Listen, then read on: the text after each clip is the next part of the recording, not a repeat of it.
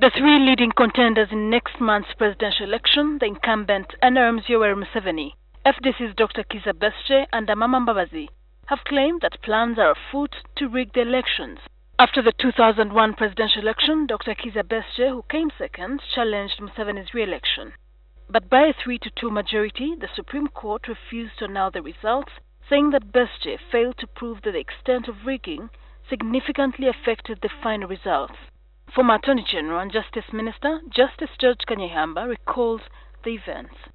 There had been rigging, vote stuffing, intimidation, and a violation of the electoral laws, whether they were constitutional or made by Parliament.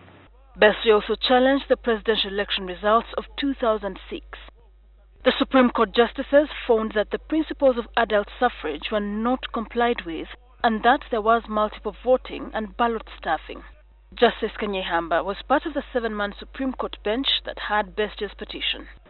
We had over 400 affidavits from all over the country, all of them alleging one thing or the other. Of course, the other side was always denying the truth, but even the side of the winner, then candidate Museveni, and the Electoral Commission made charges against Besigye and his people that they themselves had been trying to rig. But what came out clearly from the 2 Supreme Court judgments was an indictment on the Electoral Commission's ability to hold credible elections. It's a question of the integrity of the Electoral Commission, because once the Electoral Commission has the integrity to ensure that the vote is free and fair, then even if we have those accusations, we know the Electoral Commission is independent. I think we need to assure the candidates, the voters, and every other stakeholder that the Commission is organizing a free, fair, and transparent election. While in exile in the United Kingdom in 2013, former coordinator of intelligence agencies, General David Sejusa, claimed that he was part of what he said was the government rigging machinery in 2006. The National Resistance Movement and National Resistance Army ended when we made the Constitution of Uganda in 1995, and then they were rigging elections, and in 2005 there was change of term limits. And yet, while he was Secretary General of the ruling NRM party for nearly 10 years, Amama Mbabazi never sanctioned an inquiry into the so-called rigging, which he now claims knows takes place in Kampala. One of the major architects of that rigging is none other than now presidential candidate Amama Mbabazi. And he said he knows how they used to rig. Now, do you need any further evidence? Ahandi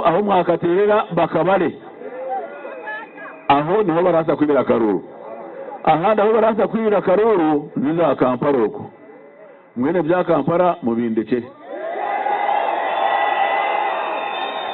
ebya Kampala mubigire ki akarura aka twino buryo twina mani ago karinda. Last week, media reports quoted President Museveni claiming that Dr. Besigye's supporters engaged in election malpractices, but that he forgave them since he won with a landslide. But Justice Kanyehamba says this is a contradiction. Whenever the NRM wins, they say the elections was free and fair and reflected the will of the people. How can you afterwards say the opposition rigged the election?